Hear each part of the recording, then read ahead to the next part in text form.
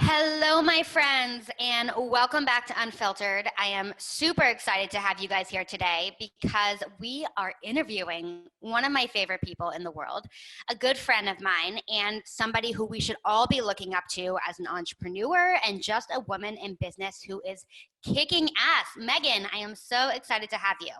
I am so excited to be here with you and to really just dive in together. It's going to be a lot of fun. Me too. I agree. So Meaghan, you guys, she is in my mastermind. Many of you guys know that I am in a power couples mastermind. And so we travel the world together and do all kinds of awesome collaborations and have fun and chill by the pool and do so much awesome stuff. And Meaghan and her fiance, AJ, he's her business partner. They actually live in Austin, Texas. And Eliev and I are on our way to visit them this October. So we are super excited.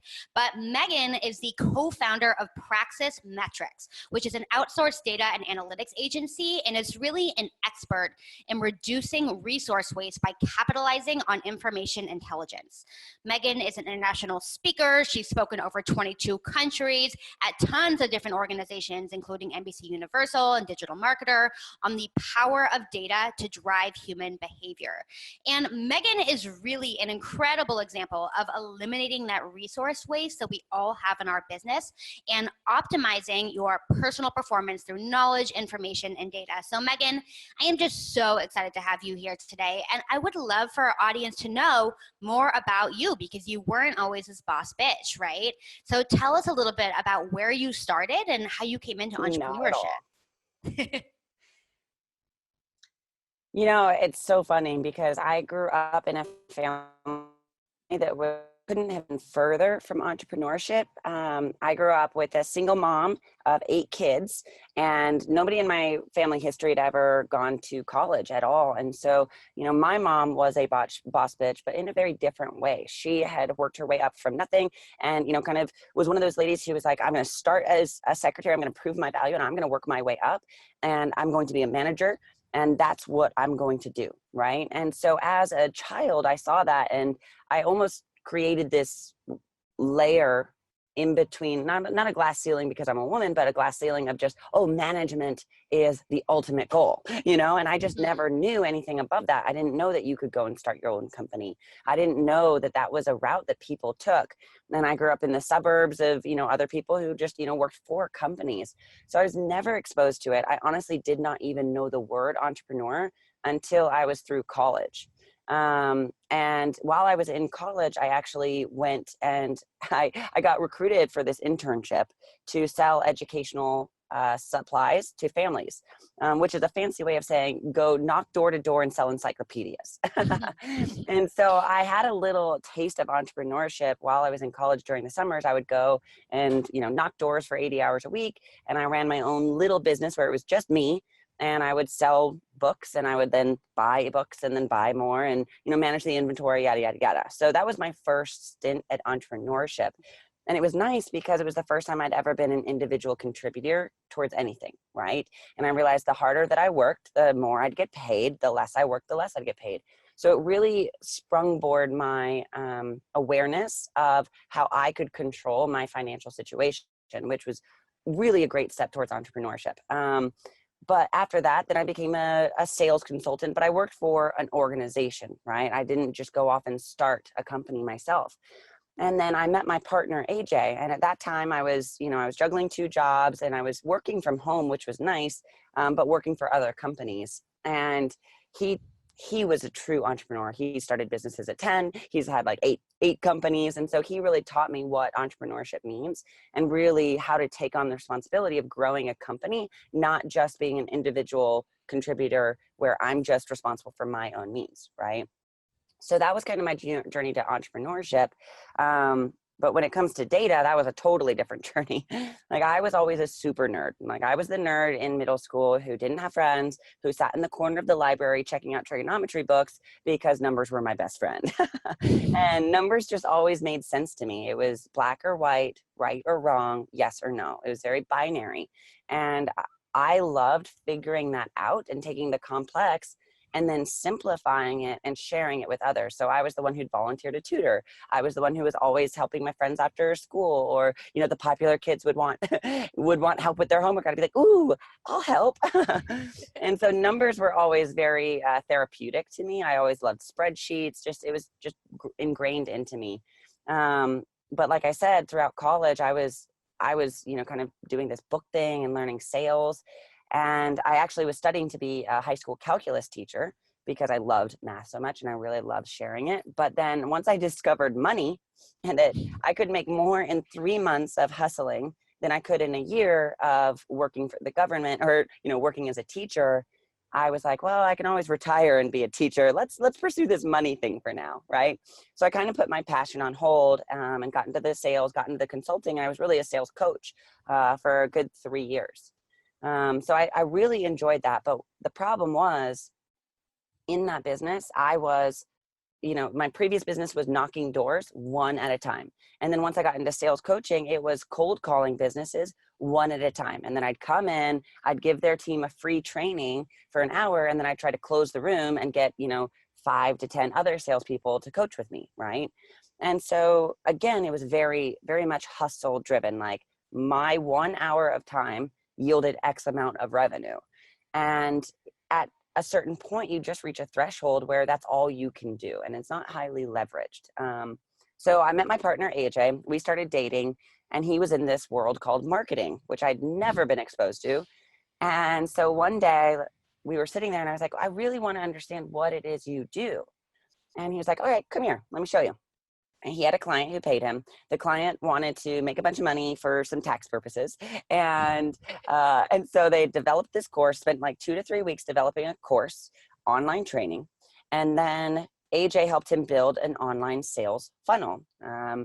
And then they worked with some ad agencies. And literally one day, AJ said, you want to see what I do? Here it is. And they hit send. And they sent out an email to 500,000 people.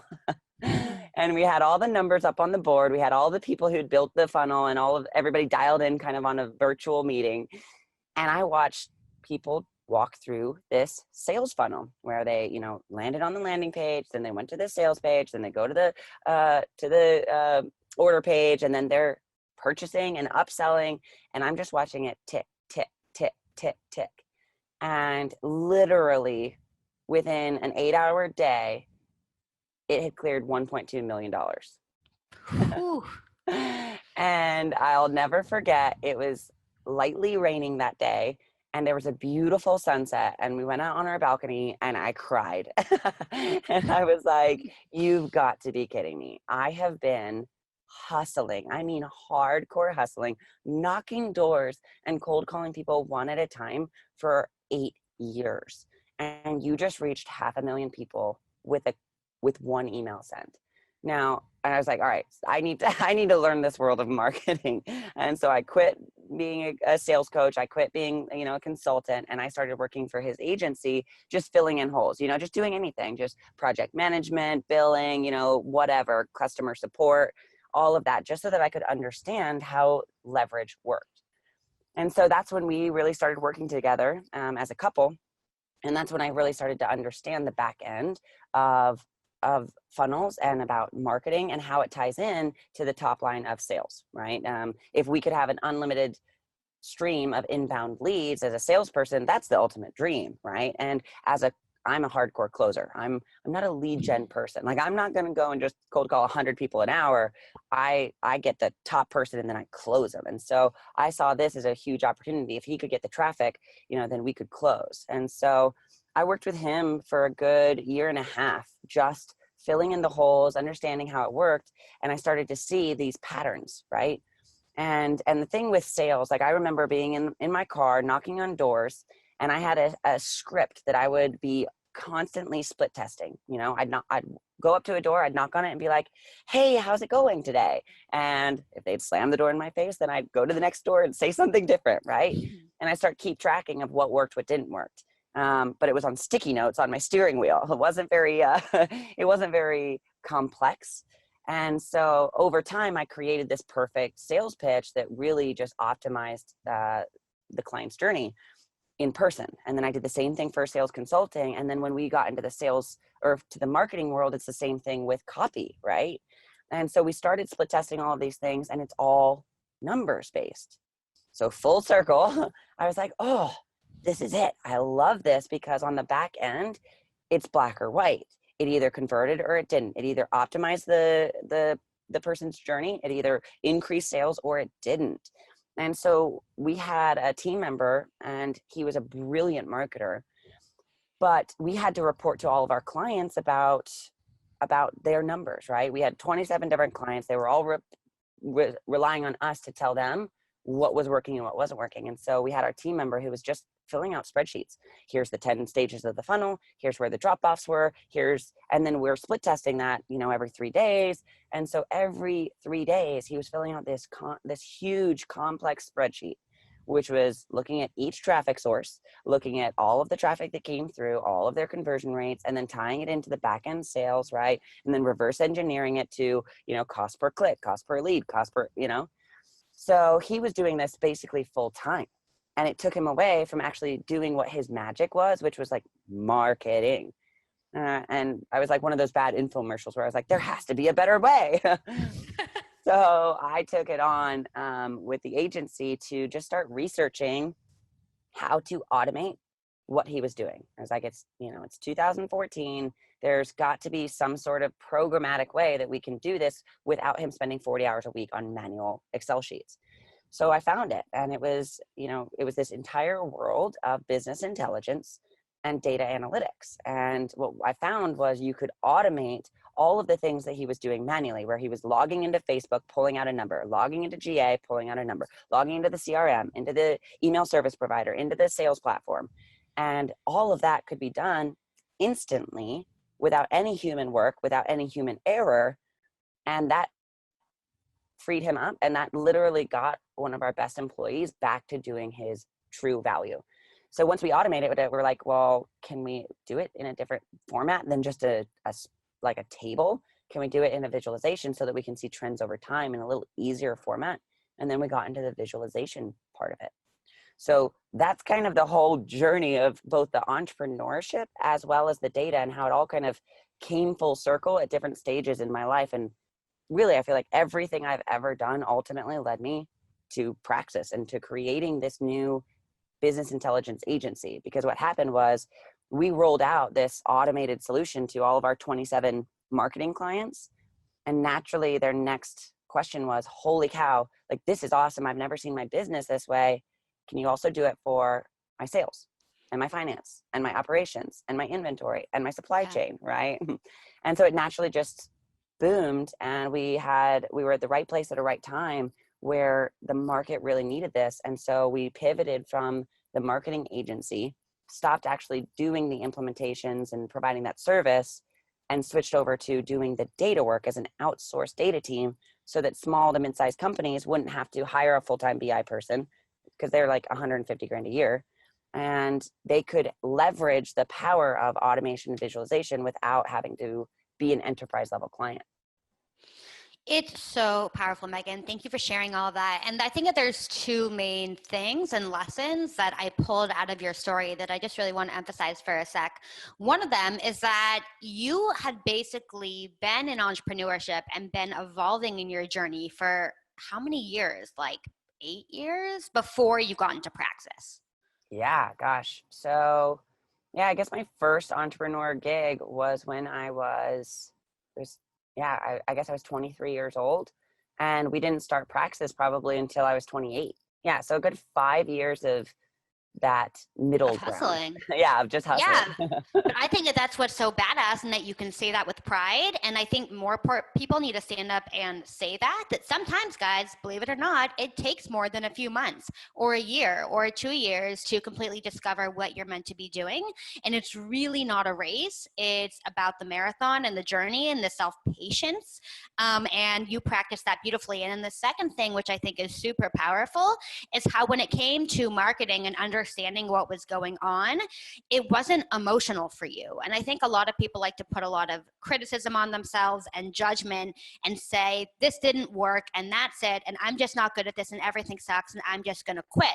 Where in reality, if you can get better, instead of, really putting your emotions to the side and looking and saying, okay, let's look at the numbers and what does this mean? And then based on this information, this hard data, how do we make decisions next time? That is so much more powerful, and that's going to be the winning option every single time.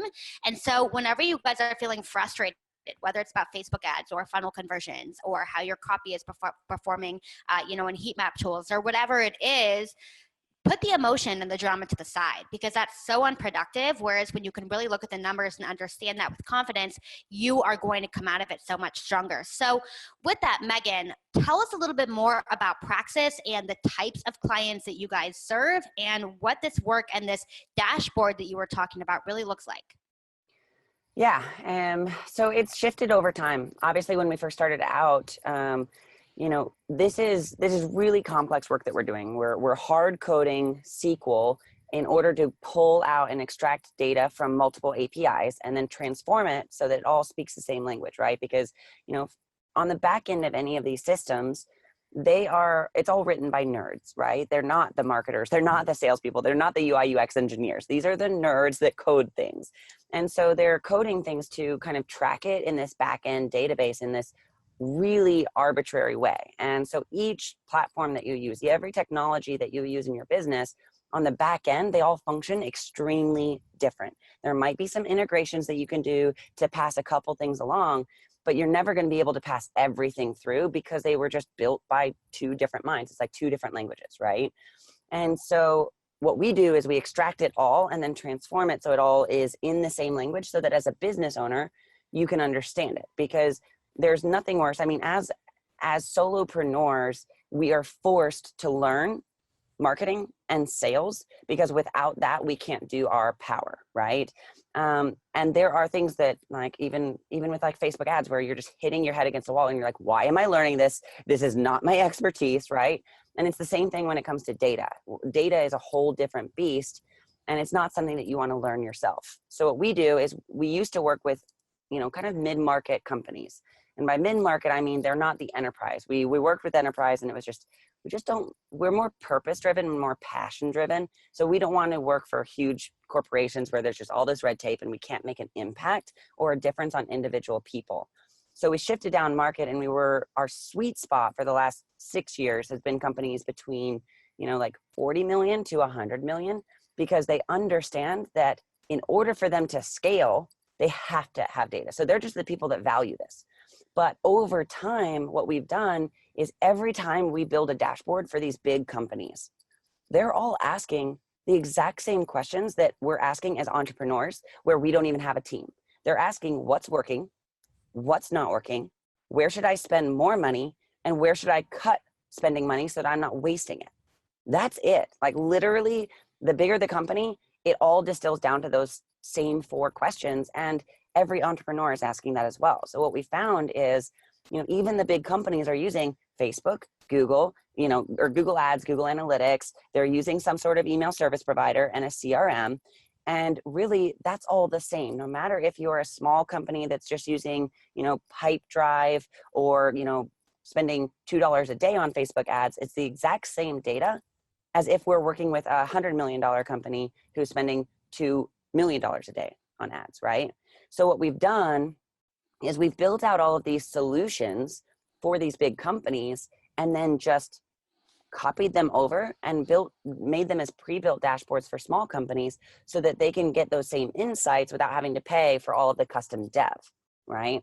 So now what we're doing is we're shifting down market and down market and then down market so that we can help the people that we love working with, the people that are already making money, right? Because this is expensive work, and all of our team is extremely expensive. So there's kind of a threshold. You have to have it enough to be able to invest in the platform on which we can build. And so usually the smallest companies that we work with are doing, I would say at least 250 million in, I'm sorry, 250,000, 250,000 in revenue, and then going up from there.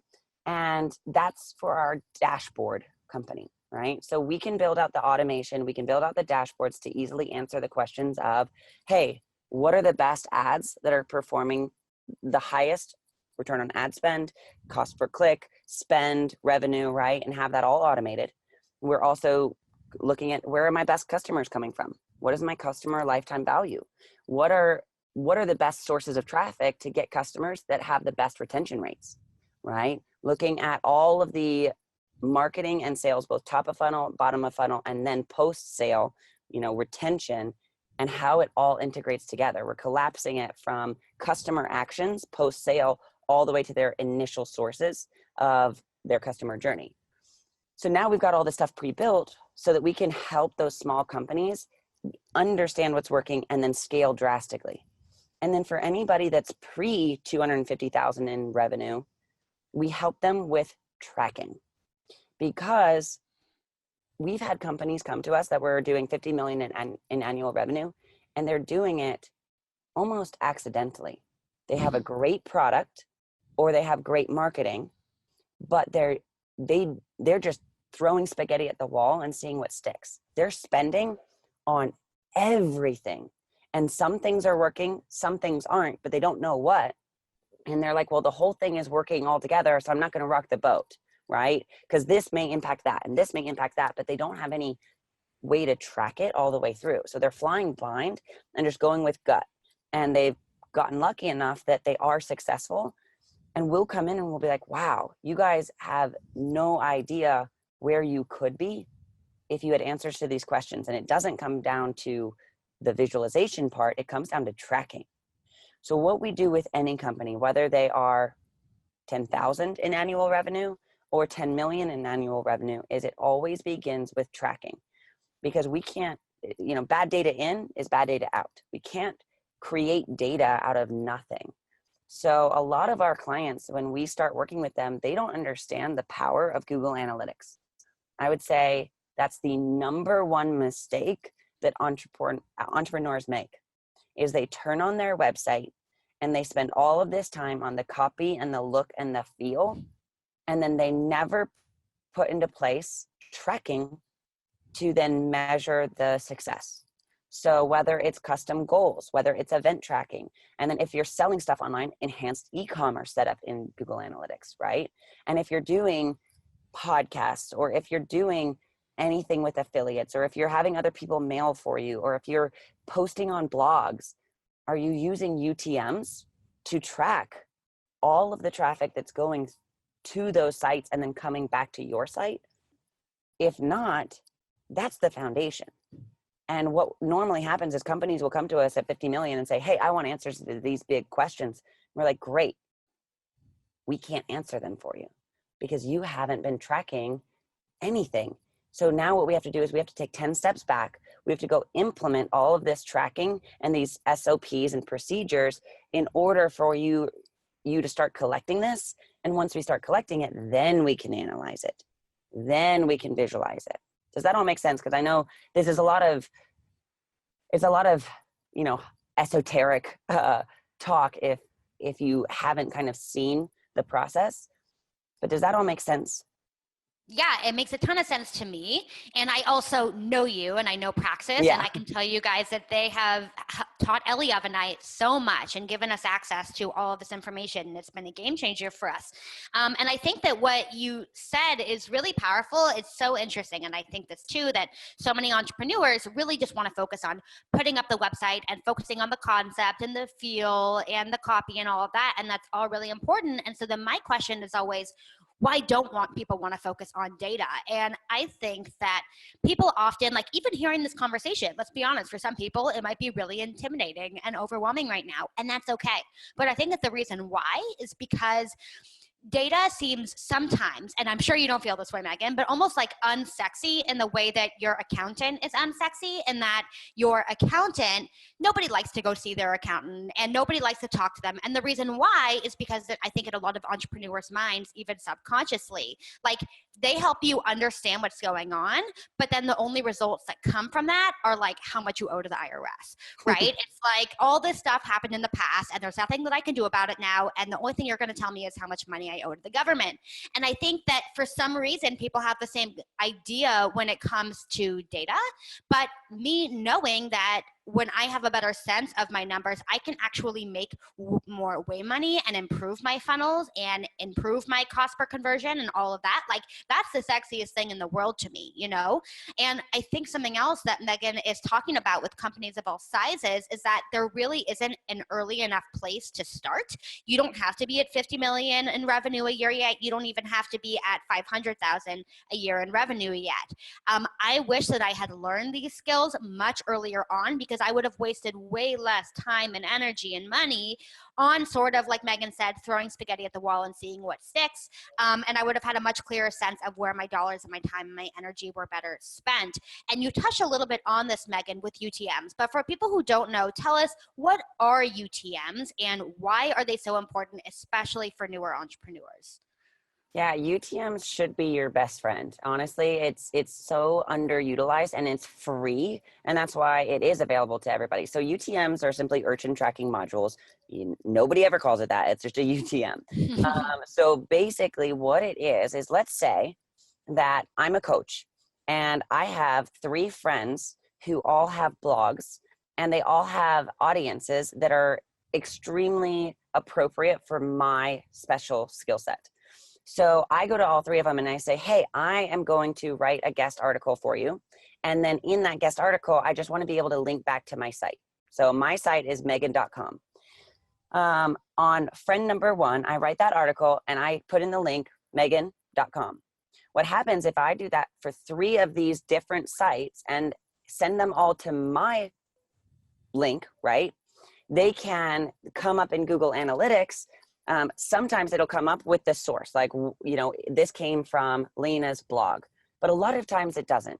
It comes in as direct traffic. It comes in as some organic search, right? They'll go in and they'll type in Meaghan.com and it'll come up in Google, and then they'll click on the Meaghan.com link below that, right? So now all these people are coming in from different ways, and you can't tell exactly, hey, I had 1,000 visitors to my site this month. You think my actions would be different if I knew that 800 of them came from Lena's blog and only 100 came from each of my other 2 friends' blogs? Yeah, I would totally invest more in my relationship with Lena. I would write more content for her, and I would double down on that because I see that it yields results. Whereas if all 3 of them yielded, 333 people to my site, then that would yield a very different result in actions as well, right? So we're not just looking at data to look at it. We're looking at data to take actions and to know what our next steps should be. So UTMs allow us to see where that person came from. It's basically just a longer URL that's hidden behind a pretty URL. So they see Meaghan.com, but when they click on it and it goes to their URL bar, it says Meaghan.com/Lena blog plus, September 2019 plus content on UTMs. So now let's say that I've posted for Lena 10 different times on 10 different blogs. I can now, through these UTMs, see not that I had 1,000 people just from Lena's blog in general. I can see that out of the 1,000 people that came from Lena's blog, 200 came from my article on UTMs. 100 came from my article on visualization. 300 came from my topic on Google Analytics, right? It becomes way more granular. And when it comes to making business decisions, the more granular, the better, right? Averages are inherently evil.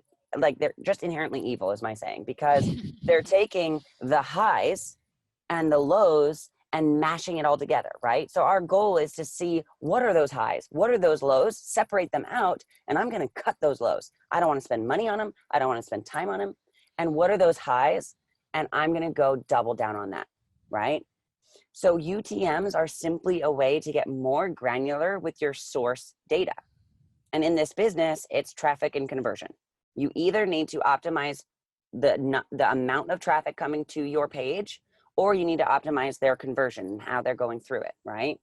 And so UTMs help us understand that source side and see where people are coming from so that you can tie that to their actions later. Like, if I know, and here's another example, if I know that when I post on Lena's, I get 500 new traffic users on my site per month. And let's say I've got Bob, and I post on Bob's and he also gives me 500. If that was the only data that I had, I would not know whose was better. But if I can track it all the way through to if they purchased or not, and then I knew that Bob, out of his 500 people, I only converted 2. But out of Lena's 500 people, I converted 50. I can track those 50 sales back to the original blog that I did with Lena. And you'd better believe that I'm going to then change my actions to get more of those because I see it all the way through. So UTMs not only tie the source data in, but then it helps you understand where they came from and then what they did subsequently. Does that all make sense? Yeah, it's really, really powerful. And this is also probably one of the number one questions that people ask me is, okay, Lena, I am writing guest posts on other people's blogs, and I'm also running Facebook ads, and I'm also doing like organic Facebook stuff and Google stuff and LinkedIn and my own blog and my YouTube channel. And I'm just going to keep doing all of it because that's just what I need to do in order to develop omnipresence and to be seen everywhere, right? And I'm like, well, you know, it makes sense in theory, I guess. Massive action, keep going, content creation, all about it. But you're totally right. And I think especially at the end of the day, when so many people are solopreneurs or they have really small teams and you only have 24 hours in a day. And when you become a slave to content creation and what I like to call hopes and prayers marketing, which again is just putting everything out there and hoping that the right people are going to see it, you're going to burn out real fast. You're not going to have the energy. You're going to feel confused and overwhelmed with the results that you're getting. And it's simply not sustainable, which is where these UTMs come into place. So Meaghan, I know that you wanted to tell us about your UTM training course because I bet that a lot of people are wondering like, okay, I'm in, how do I put these together? What does it look like? What's the process? And how do I actually start generating results? So why don't you fill us in about that? Because I'm sure people are super excited. Yeah, and it's honestly, it's extremely simple. This is not something that you're going to have to spend 10 hours perfecting or understanding. UTMs are a very, very simple hierarchy of tracking. That's all it is. It's just so that you know, hey, here's all of my things that have to do with blogs, all my things that have to do with social, all my things that have to do with organic or paid, right? So UTMs work extremely well as long as they're in a very organized format. So our UTM course simply walks you through what the hierarchy should be. You should never outsource UTM creation. Now you can work with an agency to help you create your UTM hierarchy. But you as the entrepreneur or as the owner or as the CMO of your company, you need to be the one who owns that because everything that you do, and I mean everything that you put out should have a unique UTM link in it. Every email that you send, it shouldn't just have a link to a sales page or a landing page. It should have a link to the sales page with all of the parameters attached to it saying that anybody who clicks on that link came from this one specific email or from this one specific Facebook post or this one specific Facebook group, right? So honestly, every piece of content that you put into the ether needs to have a unique UTM. And that's why you need to own this process yourself because nobody else is going to do it as good as you or as fast as you. Because if you hired us to do it, you'd have lag time, right? You'd send it to us. We'd have to go prioritize it, then do it, and then send it back. It only takes you literally 1 minute to create a UTM link max. So what we do in our course is we just teach you, okay, so what's the hierarchy? How should you structure the UTM link? And then what tools should you use to keep it organized? And then that's it. It's extremely simple, extremely straightforward, but it's something that any company, 1 person to 100 people needs to be doing on every piece of content that they put out there. So we've got a course, it's $297. Anybody that's listened to this podcast will give you a 50% discount code, and it's just GA lowercase. So we'll put that in the show notes, but it's something that is so foundational and it is something that you never outgrow. And the problem is when we come into companies and they're like, oh yeah, I'm using UTMs, and they weren't organized and they weren't structured from the beginning. They have data, but it's all dirty data. And so then we have to spend hours and hours and hours going back and cleaning it up, and that's expensive. So right now, no matter where you are in your business, if you're using UTMs or not, you have to go through and understand an organization and a hierarchy for your organization. Now, every company that we work with customizes it to them. You suffer from terminal uniqueness. Your brand is different than anybody else's, and your marketing efforts and sales efforts might have a uniqueness to it that nobody else does. So that's fine. Plan for it in this UTM structure, and you can plan ahead. And as things come up, like for example, as a growing company myself, we are constantly changing our marketing tactics and efforts. And so what we were doing 5 years ago is not what we're doing today. So I could never have foreseen that we would need these 27 different hierarchies of UTMs. But the great thing is you can always add to it. And as long as it's organized, you're good to go, and you're good to create this document that will basically grow with you, and it will always yield clean data. So that's all the UTM course is. It's really short, very digestible, and it'll be $97 for anybody that listens on this. Awesome. Thank you so much, Meaghan. You guys, I'll be sure to link all of that with the discount code down below. You guys are going to want to take advantage of that. Seriously, this is not stuff that you want to wait to implement into your business. These are foundational assets that is going to allow your company to grow in a more sustainable and clean way a hell of a lot faster. So Meaghan, if people want to go ahead and learn more about you and AJ and the amazing work that you guys are doing with Praxis, what can they do to get in touch? I'd say just go to our website, and we'll put a link in the description with a UTM parameter, so I can tell that you come from Lena's podcast, because we're practitioners of what we preach. So yeah, you can just go to praxismetrics.com. It's PRAXIS metrics.com. And you can go through, there's different sections. So if you're beginning and you don't want to invest in a dashboard and these complex solutions, there's a whole section there just on tracking.